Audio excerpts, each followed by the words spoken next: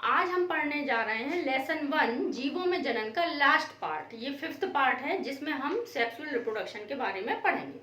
बच्चों, आपने हमारे पुराने वीडियो भी देखे होंगे, तो आप जब वीडियो देखते हैं तो हम उसमें जो प्रश्न पूछते हैं वो आप कमेंट में जा करके उन प्रश्नों का आंसर दे सकते हैं। इसके अलावा जो वीडियो में हम जो भी टॉपिक पढ़ाते हैं उस टॉपिक के नोट्स आपको वीडियो के डिस्क्रिप्शन में ही मिलते हैं। इसके लिए आपको क्या करना है, जो वीडियो के नीचे लेसन का नाम आता है, टाइटल ऑफ वीडियो, उस पर आपको क्लिक करना है। जो लेसन का नाम है उस पर आप क्लिक करेंगे तो नोट्स की लिंक खुलेगी। नोट्स की ब्लू कलर की जो लिंक खुलेगी उस पर आप क्लिक करके नोट्स को डाउनलोड कर सकते हैं। तो ये जो नोट्स हैं हर वीडियो में अपलोड हैं, आप आसानी से इनको निकाल सकते हैं बिना किसी प्रॉब्लम के। और नोट्स से आप जब पढ़ेंगे तो जो हमने वीडियो में आपको पढ़ाया है वो ही चीज़ नोट्स में है। तो जिस वीडियो को आप पढ़ रहे हैं उसी वीडियो के आपको नोट्स मिले तो बहुत आसानी होगी आपको जल्दी चीज़ों को समझने में और उसको रिवाइज करने में। ओके, तो आज का टॉपिक हम स्टार्ट करते हैं, लैंगिक जनन, सेक्सुअल रिप्रोडक्शन। तो सबसे पहले हम सेक्सुअल रिप्रोडक्शन की परिभाषा जानेंगे। तो लैंगिक जनन क्या होता है, हमने पहले भी आपको फर्स्ट वीडियो में बताया था कि लैंगिक जनन वह जनन है जिसमें एक ही जाति के दो जीवों, नर एवं मादा, मेल एवं फीमेल के जो गैमीट्स होते हैं वो आपस में फ्यूज होते हैं और फ्यूज होकर डिप्लॉयड जाइगोट बनाते हैं। तो इसे हम लैंगिक जनन कहते हैं। अब इसकी परिभाषा देखते हैं।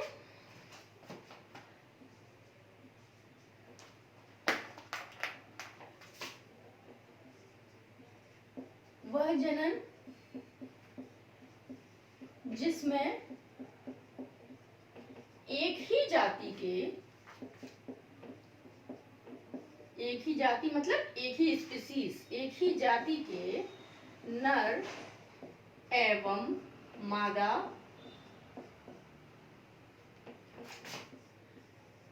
मेल एंड फीमेल प्राणियों या जीवों के युग्मकों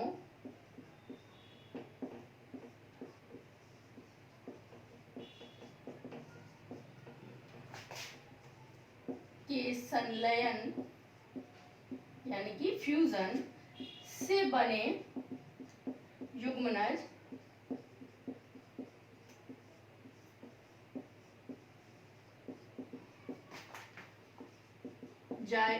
युग्मनज से नए जीव, न्यू इंडिविजुअल की उत्पत्ति होती है।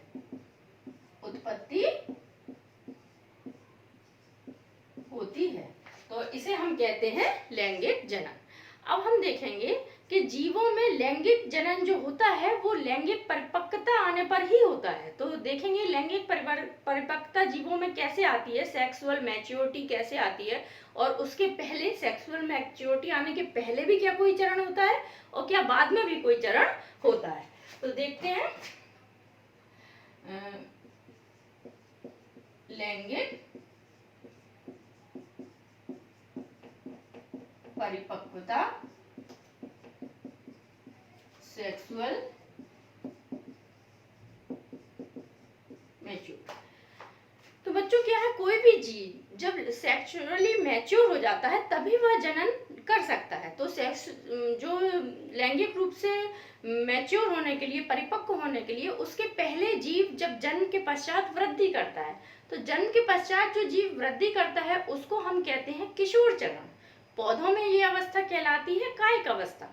तो इस अवस्था के बाद जब ये अवस्था खत्म होती है और जीव इतना लायक हो जाता है कि वो जनन कर सके, तो जो अवस्था चालू होती है उसे हम कहते हैं प्रजनन अवस्था या रिप्रोडक्टिव फेज। रिप्रोडक्टिव फेज में जो जीव होते हैं उनमें वो सेक्सुअली मैच्योर हो जाते हैं और जनन करने के योग्य हो जाते हैं। उनके शरीर में कई प्रकार के परिवर्तन होते हैं, जैसे कि हम जो पुष्प होते हैं, जब पौधे में पुष्प आने लगते हैं तो हम समझ जाते हैं कि अब ये पौधा जनन करने के योग्य हो गया है। ऐसे ही जंतुओं में, जैसे कि मनुष्य में द्वितीयक लैंगिक लक्षण, सेकेंडरी सेक्सुअल कैरेक्टर्स, जब वो हमें दिखने लगते हैं, जैसे लड़कों में दाढ़ी मूंछ का आना, लड़कियों में आतर्व चक्र, ऋतुस्राव चक्र जो होता है उसका प्रारंभ होना, तो उससे हमें पता चलता है कि ये सेक्सुअली मैच्योर हो गए हैं। अब ये जो अवस्था है जनन अवस्था, जब इसके पश्चात जीव जनन करने योग्य नहीं रहता है तो उसे कहते हैं जीर्ण अवस्था या वृद्धावस्था। तो देखते हैं ये तीनों चरण। तो इसका पहला चरण है किशोर चरण, किशोर चरण जिसे या पौधों में कहते हैं कायिक प्रवस्था,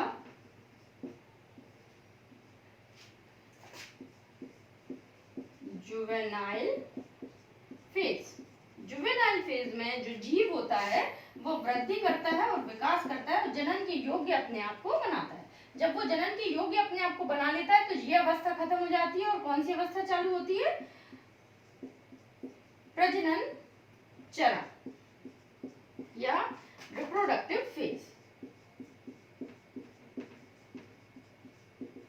इसकी पहचान हमने आपको बताई कि पौधों में जब फूल आने लगे तो समझिए वो रिप्रोडक्टिव फेज में आ गया है, और जीवों में सेकेंडरी सेक्सुअल कैरेक्टर दिखें तो समझ लिए कि वो रिप्रोडक्टिव फेज में आ गया है। तीसरी अवस्था, जब जीव प्रजनन कर चुका होता है और वो इस लायक नहीं होता कि अब वो आगे जन्म कर सके, तो उसे हम कहते हैं जीर्ण अवस्था।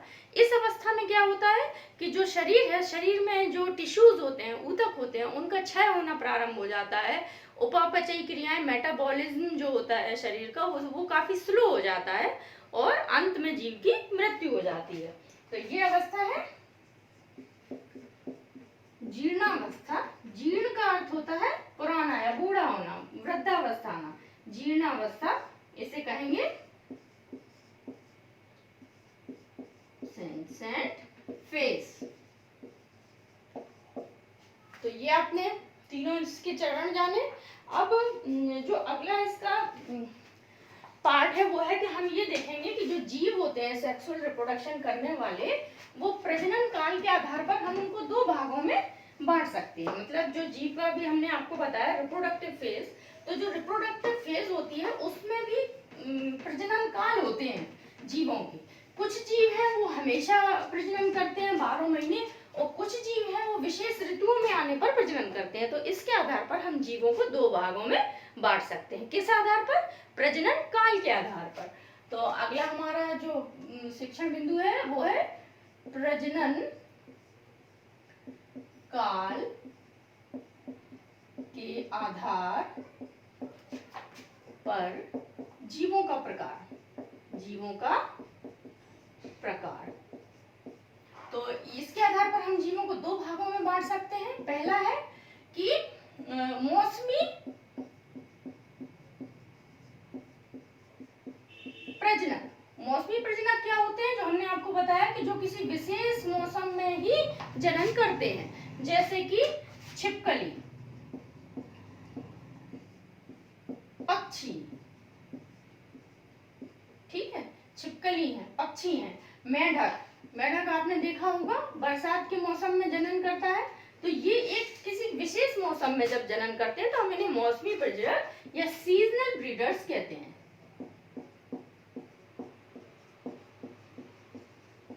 सीजनल ब्रीडर्स हम इन्हें कहते हैं। दूसरा प्रकार क्या है? वो जीव जो 12 महीने प्रजनन कर सकते हैं उन्हें हम कहेंगे सतत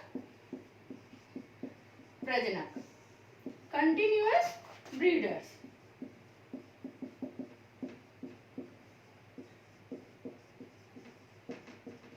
क्या आप कोई उदाहरण बता सकते हैं कंटिन्यूअस ब्रीडर्स का? कंटिन्यूअस ब्रीडर्स का उदाहरण मनुष्य, जैसे मनुष्य में 12 महीने रिप्रोडक्शन की क्षमता होती है। कुछ पौधे आपने देखे होंगे जैसे बारहमासी का पौधा 12 महीने फूल देता है, तो वो भी क्या है? एक सतत प्रजनक पौधे का उदाहरण है। अब हम देखेंगे कि जो लैंगिक जनन है इसमें कौन कौन सी घटनाएं होती हैं। Events of sexual reproduction. लैंगिक जनन की घटनाएं, इवेंट्स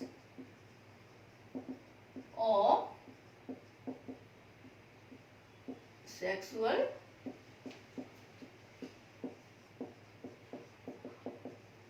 रिप्रोडक्शन। तो जो सेक्सुअल रिप्रोडक्शन है, हमने आपको इसमें बताया कि इसमें क्या होता है, मेल और फीमेल जो गैमीट्स होते हैं उनका फ्यूजन होता है। तो मेल और फीमेल गैमीट्स का जो फ्यूजन होता है उसको कहते हैं हम निषेचन, फर्टिलाइजेशन।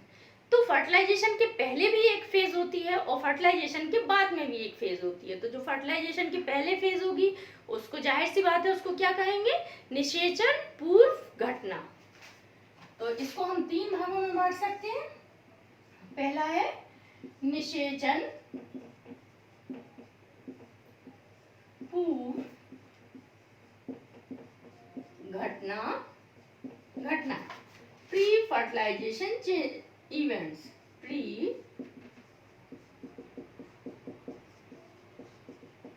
Fertilisation events. तो जो प्री फर्टिलाइजेशन इवेंट्स हैं इसमें 2 बातों का हम यहाँ पर अध्ययन करेंगे। पहला है उसमें युग्मक जनन, जिसे कि हम इंग्लिश में कहते हैं गैमीटोजेनेसिस। ठीक है।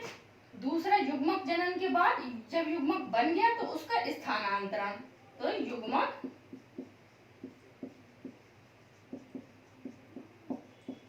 स्थानांतरण, transfer of gametes, transfer of gametes. तो निषेचन पूर्व घटना है। ठीक है। दूसरी है निषेचन पश्च घटना है, नहीं सॉरी, निषेचन पूर्व घटना है उसके बाद निषेचन यानी कि फर्टिलाइजेशन।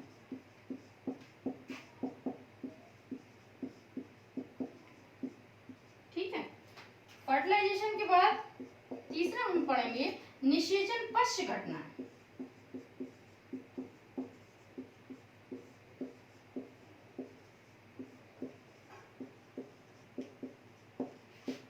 पोस्ट फर्टिलाइजेशन चेंजेस,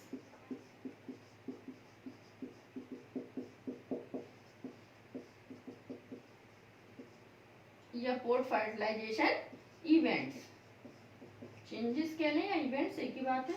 ठीक है। तो अब हम इसमें सबसे पहले पढ़ते हैं निषेचन पूर्व घटनाएं, और निषेचन पूर्व घटनाओं में हम पढ़ेंगे युग्मक जनन। तो जैसा कि हमने आपको बताया कि वो घटनाएं जो निषेचन के पूर्व होती हैं उन्हें हम निषेचन पूर्व घटनाएं कहते हैं। इसके अंतर्गत 2 घटनाएं आती हैं, युग्मक जनन और युग्मक का स्थानांतरण। तो युग्मक जनन क्या होता है पहले हम वो देखते हैं।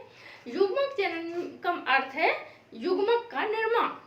तो युग्मक 2 प्रकार के होते हैं, मेल गैमीट और फीमेल गैमीट, नर युग्मक और मादा युग्मक।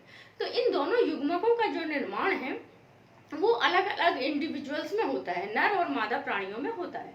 तो जो नर और मादा प्राणी हैं इनमें युग्मक धानी यानी कि गैमीटोफोर या फिर गोनेट्स, उनमें इनका निर्माण होता है। कहाँ होता है, जैसे पौधों की बात करें तो हम युग्मक धानी गैमीटोफोर, और इसमें गोनेट्स में जो नर और मादा होते हैं उनमें जनकों में, तो जो गोनेट्स में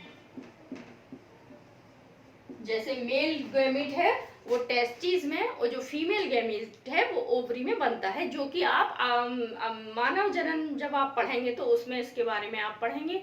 और जो पुष्पों में जनन की प्रक्रिया है वो अगले ही लेसन, सेकंड लेसन में आप पढ़ेंगे। तो इस प्रकार से ये युग्मक बनते हैं। युग्मक कैसे होते हैं, युग्मक पहले तो ये अगुणित होते हैं। कैसे होते हैं, अगुणित यानी कि हैप्लॉइड होते हैं। इसमें n नंबर ऑफ क्रोमोसोम्स पाए जाते हैं। और अगुणित होने के अलावा क्या होता है, इनका जो निर्माण है वो अर्धसूत्री विभाजन के कारण होता है। अर्धसूत्री विभाजन यानी कि meiosis division.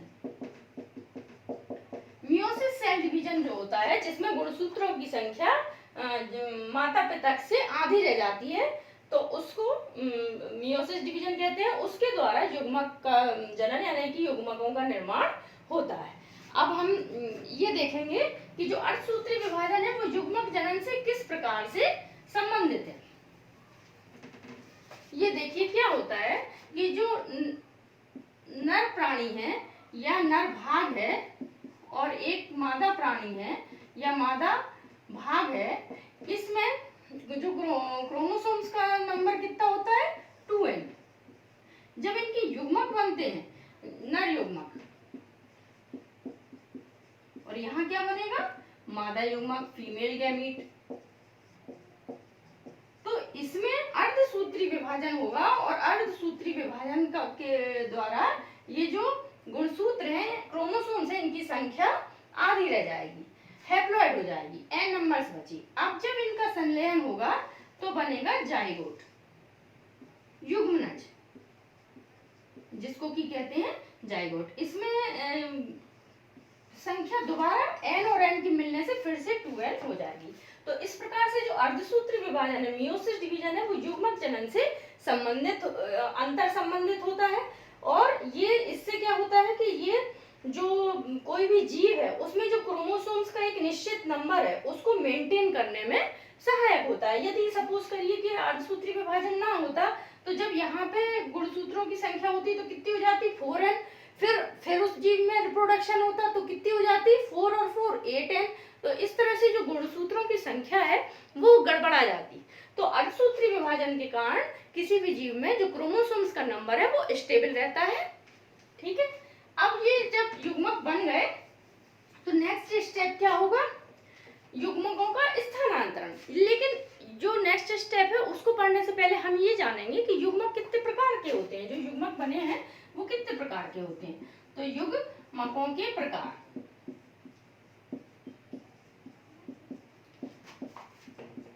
Types of gametes. तो युग्मक क्या है, हम इनको दो भागों में बांट सकते हैं। पहला होता है समयुग्मक, समयुग्मक, आइसोगैमीट्स, आइसोगैमीट्स, या इनको होमोगैमीट्स भी कहते हैं। ये क्या होते हैं कि ऐसा जीव जिसमें कि दोनों युग्मक एक जैसे होते हैं। जो युग्मक हैं वो जो दो युग्मक संलयित हो रहे हैं वो दोनों युग्मक बिल्कुल एक जैसे होते हैं, आकार में, शेप और साइज में और शेप और फॉर्म में बिल्कुल एक जैसे होते हैं। नर और मादा में अलग अलग विभेदित नहीं होते। मतलब आप उनको देख के ये नहीं बता सकते कि इसमें से कौन सा युग्मक नर है और कौन सा युग्मक मादा है, कौन सा मेल है और कौन सा फीमेल है। तो इसका उदाहरण है क्लैडोफोरा, ये एक प्रकार का शैवाल है। तो क्लैडोफोरा में क्या होता है कि जो युग्मक है, जो संलयित होते हैं दोनों युग्मक, वो बिल्कुल एक जैसे होते हैं।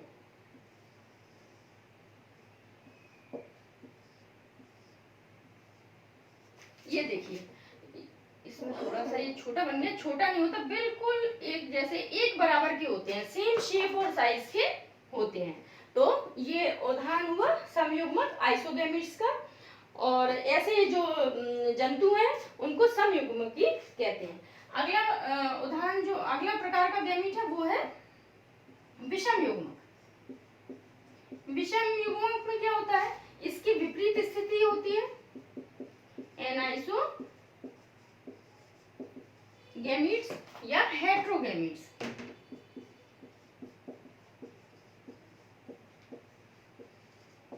हेट्रोगैमीट्स, इसमें क्या होता है कि जो युग्मक होते हैं वो शेप और साइज में भी अलग अलग हो सकते हैं और शेप और फॉर्म में भी अलग अलग हो सकते हैं।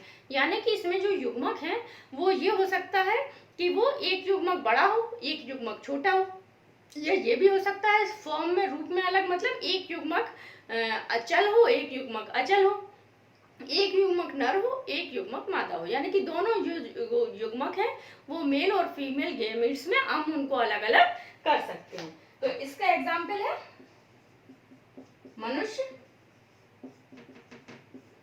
मनुष्य में देखेंगे कि किस तरह से होते हैं युग्मक। मनुष्य में जो नर युग्मक होता है वो, उसको कहते हैं शुक्राणु, स्पर्म। और मादा युग्मक होता है उसे कहते हैं अंडाणु, जो शुक्राणु की अपेक्षा काफी बड़ा होता है।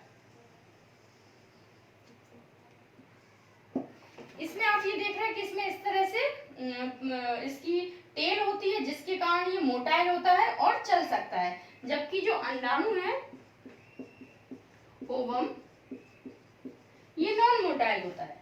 तो इस तरह से जब मनुष्य में दो अलग अलग प्रकार के युग्मक पाए जाते हैं, जो शेप और साइज में भी अलग है और शेप और फॉर्म में भी अलग है, तो इसको हम कहते हैं विषम युग्मक।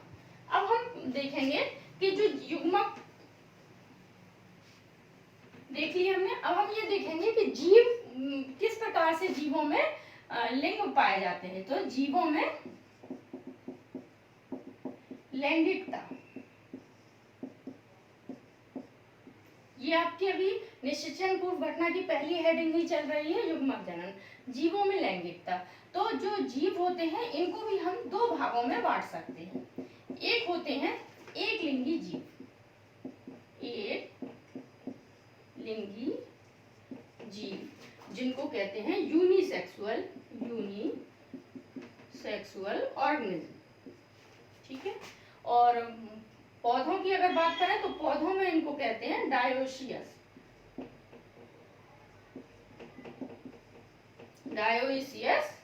प्लांट्स।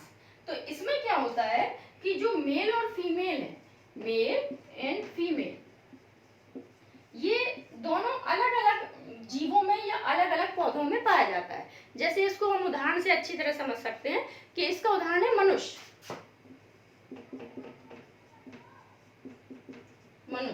बंदर, कुत्ता या अन्य जितने भी स्तनधारी हैं। तो इसमें क्या होता है कि मेल एनिमल अलग होता है और फीमेल एनिमल अलग होता है। इसी प्रकार पौधों में भी होता है, जैसे पौधों में पपीता और खजूर, ये पौधे क्या होते हैं, ये पौधे एक लिंगी पुष्प उत्पन्न करते हैं। और ये जो पौधे प्लांट है, नर प्लांट अलग होता है और फीमेल प्लांट अलग होता है, दोनों ही प्लांट अलग अलग होते हैं। तो इसका एग्जाम्पल है पपीता और खजूर, ठीक है। अब इस एक लिंगी जीव हो गए, अब इसका दूसरा है द्विलिंगी जीव।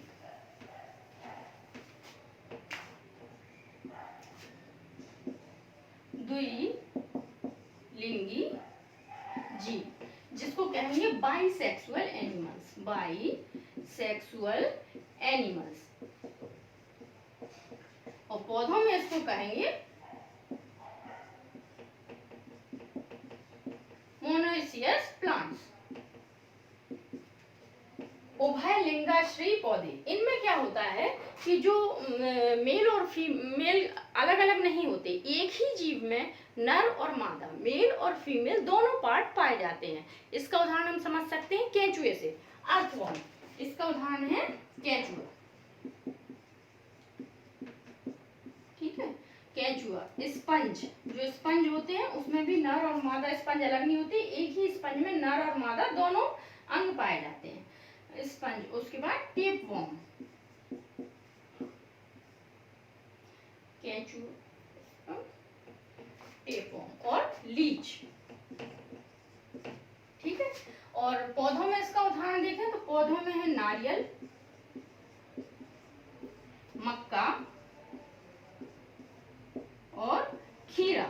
खीरा क्या है, कुकुरबिटेसी फैमिली में आता है। तो जितने भी कुकुरबिट्स हैं, खीरा, ककड़ी, इन सब में क्या है, एक ही पौधे में नर फूल भी आता है, मेल फ्लावर भी आता है और फीमेल फ्लावर भी आता है। तो जो नर फूल होता है उसको कहते हैं पुंकेसरी पुष्प, उसमें पुंकेसर पाया जाता है, लेकिन स्त्री केसर नहीं पाया जाता। स्त्री केसर किसमें पाया जाता है, फीमेल जो फ्लावर होता है। तो इस तरह से जो फ्लावर होते हैं इसमें एक लिंगी पुष्प होते हैं, लेकिन वो दोनों एक लिंगी पुष्प नर और मादा एक ही पौधे में पाए जाते हैं।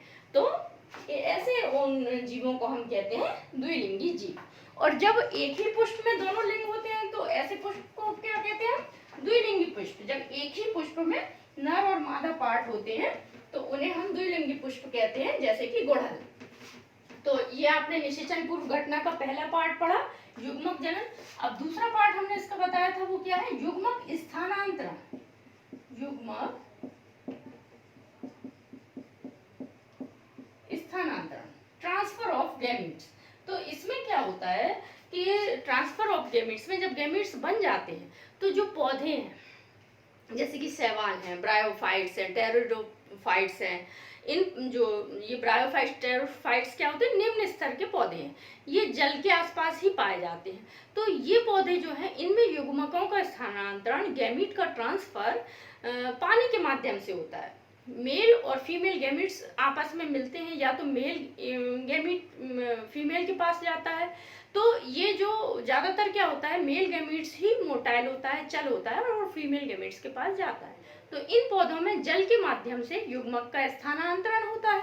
अब कुछ ऐसे भी पौधे होते हैं जिनमें बीज बनते हैं, जैसे कि कोई भी आप बीज वाले पौधे का उदाहरण ले लें, तो जो भी बीज वाला पौधा होता है इसमें जो मेल गैमीट्स होते हैं ये मोटाइल नहीं होते, चल नहीं होते, तो इनको क्या है, फीमेल गैमेट के पास जाने के लिए एक विशेष क्रिया की आवश्यकता पड़ती है जिसे कहते हैं पॉलिनेशन। इसी प्रकार से जो उच्च श्रेणी के जंतु हैं उनमें युग्मक के स्थानांतरण के लिए एक विशेष क्रिया होती है जिसे कॉपुलेशन कहते हैं। ठीक है, तो ये आपने देखा युग्मकों का स्थानांतरण, तो ये निषेचन पूर्व घटनाएं हो गई। अब अगली घटना है निषेचन। सेकंड नंबर पे हमने बताया था, सेकंड क्या है, निषेचन, फर्टिलाइजेशन।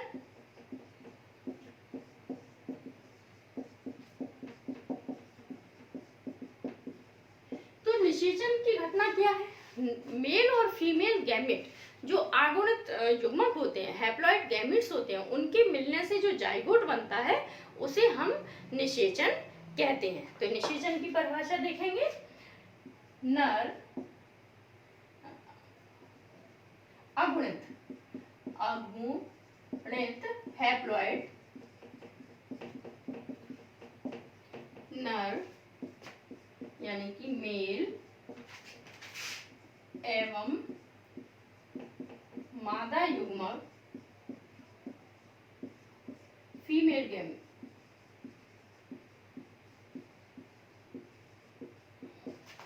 के संलयन से द्विगुणित डिप्लॉयड जाइगोट या युग्मनज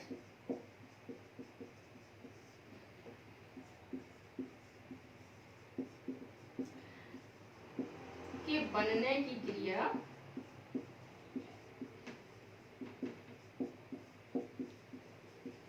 निषेचन या फर्टिलाइजेशन कहलाती है। ठीक है, निषेचन या फर्टिलाइजेशन कहलाती है। अब हम देखेंगे निषेचन के प्रकार कि निषेचन कितने प्रकार का होता है। निषेचन के प्रकार, टाइप्स ऑफ फर्टिलाइजेशन। तो टाइप्स ऑफ फर्टिलाइजेशन, तो जो निषेचन है वो दो प्रकार का होता है। पहले होता है एक्सटर्नल फर्टिलाइजेशन,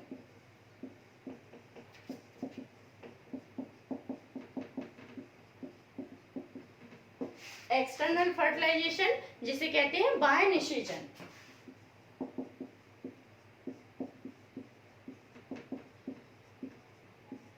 और दूसरा इसका प्रकार है इंटरनल फर्टिलाइजेशन,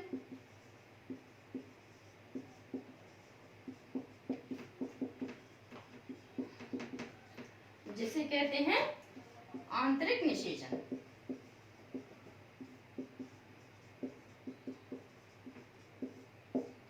तो जो बाह्य निषेचन है उसमें क्या होता है कि जो मेल और फीमेल गैमेट्स का संलयन है, निषेचन की क्रिया है, वो फीमेल के शरीर के बाहर होती है।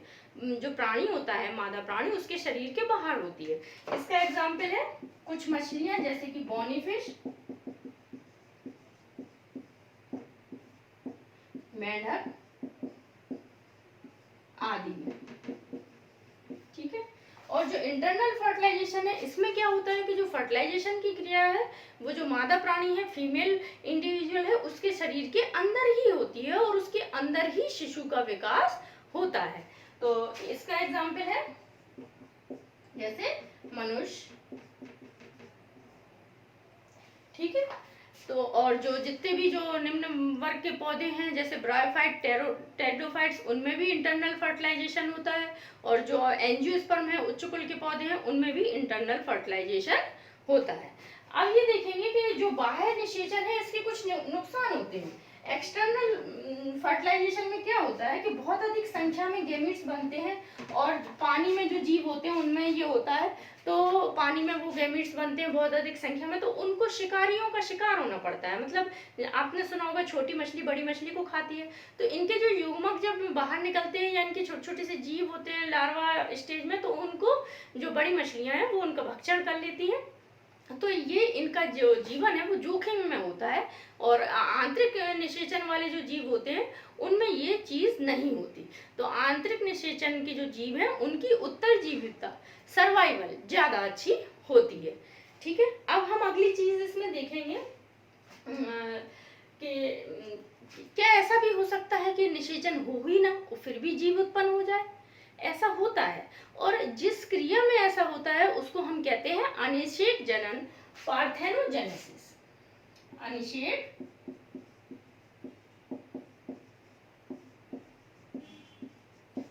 जनन। अनिषेक जनन में क्या होता है,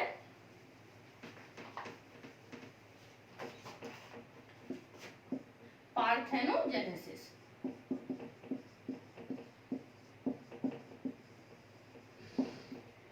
पार्थेनोजेनेसिस में क्या होता है कि जो नर युग्मक है उसके द्वारा निषेचन के बिना ही जो मादा युग्मक है वो एक जीव में विकसित हो जाता है। तो इस प्रकार की क्रिया अनिषेक जनन कहलाती है। इसका एग्जाम्पल है जैसे कुछ रोटीफर्स, मधुमक्खी,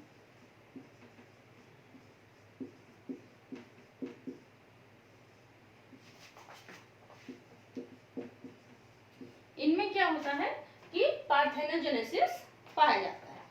अब हम जो लैंगिक जनन की घटनाएं पढ़ रहे हैं तो उसकी तीसरी घटना के बारे में पढ़ेंगे। तीसरी घटना क्या थी, पोस्ट फर्टिलाइजेशन चेंजेस। तो थर्ड इसका इवेंट है पोस्ट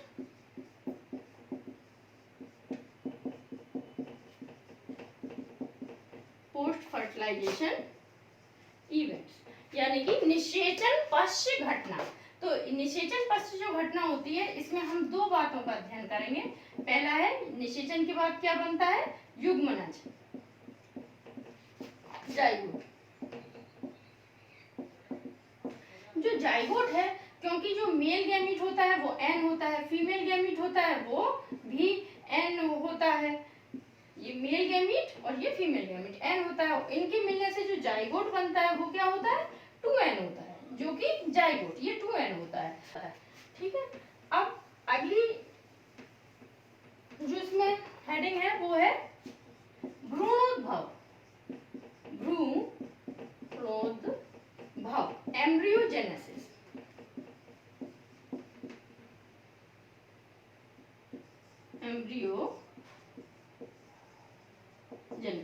एम्ब्रियोजेनेसिस क्या होती है, जब युग्मनज का निर्माण हो जाता है तो युग्मनज जो है वो आगे का जो उसका विकास होता है, भ्रूण बनता है, युग्मनज से भ्रूण बनता है, भ्रूण से एक शिशु बनता है, उसको हम भ्रूणोद्भव कहते हैं।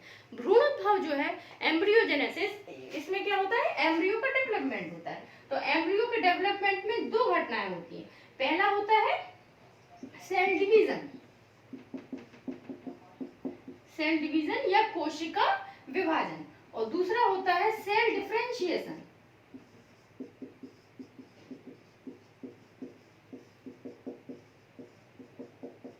जिसको हम कहते हैं कोशिका विभेदीकरण।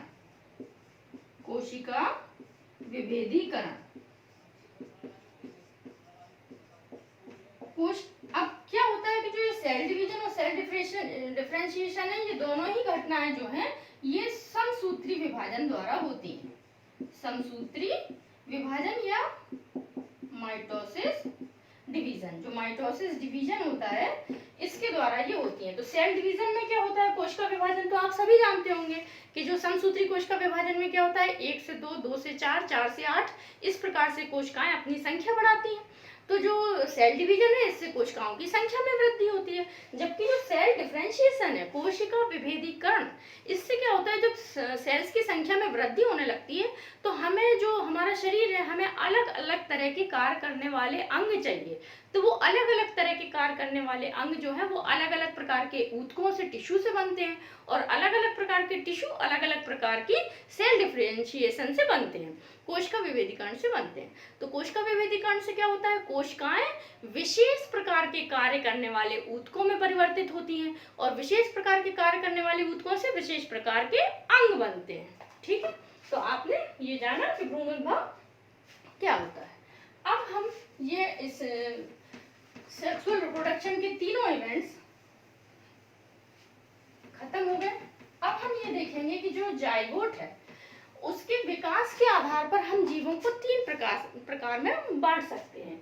वो तीन प्रकार क्या होते हैं, जो जाइगोट युग्मनज है, युग्मनज का विकास कैसा हो रहा है, किस प्रकार से हो रहा है, उस आधार पर जो जीव है वो तीन प्रकार के होते हैं। वो तीन प्रकार कौन कौन से हैं? पहला है अंडप्रजक जीव, ओविपेरस।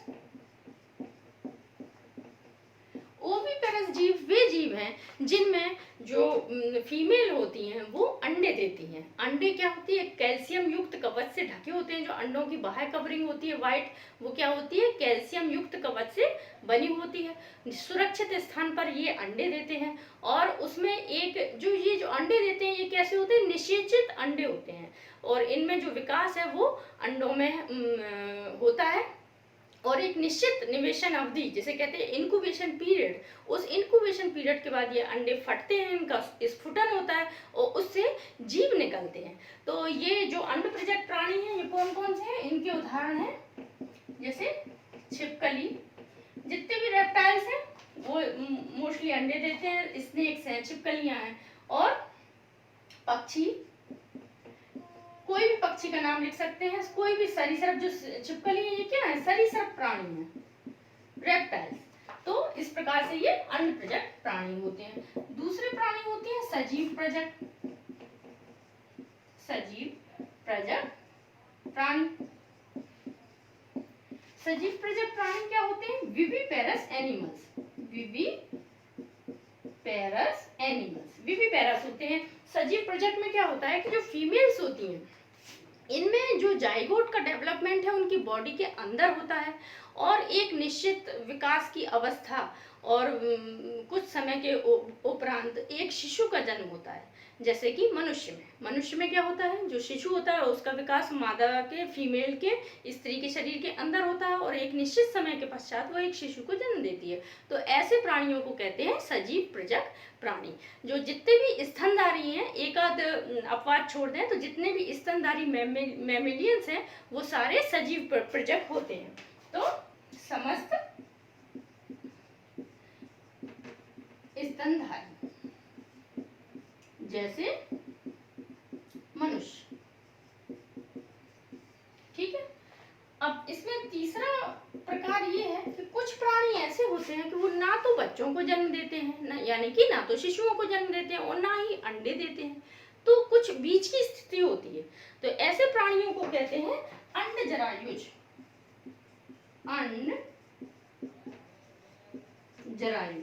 प्राणी।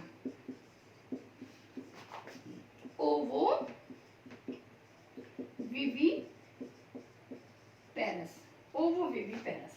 तो इनमें क्या होता है कि ये जो प्राणी है, कुछ मछलियों में होता है ऐसा, शार्क मछली में होता है, कंगारू में होता है ऐसा। तो इनमें क्या होता है कि ये जो है भ्रूण को, या तो भ्रूण को जन्म देते हैं, वो जो भ्रूण होता है भ्रूण को जन्म देते हैं, वो भ्रूण फिर उनके शरीर में ही रहता है। जैसे कंगारू में आपने देखा होगा, कंगारू के शरीर के बाहर एक थैली होती है जिसमें उसका भ्रूण आगे उसका विकास होता है। इसी प्रकार से कुछ मछलियां होती हैं, वो अंडे देती तो है लेकिन वो अंडों को बाहर नहीं निकालती, वो अपने शरीर में ही उन अंडों को रखती हैं जब तक कि उसमें जो शिशु है उसका विकास अच्छी तरह से नहीं हो जाता। तो इस प्रकार के जंतुओं को हम कहते हैं अंडजरायुज या ओवोविविपेरस। इसका एग्जाम्पल है कंगारू,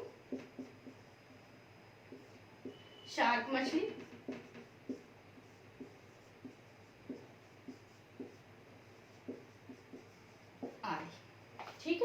तो ये आपने पढ़ा कि किस प्रकार से जो युग्मनज के विकास के आधार पर जीव कितने प्रकार के होते हैं। तो ये आपका आज का जो टॉपिक था सेक्सुअल रिप्रोडक्शन, ये खत्म हो चुका है।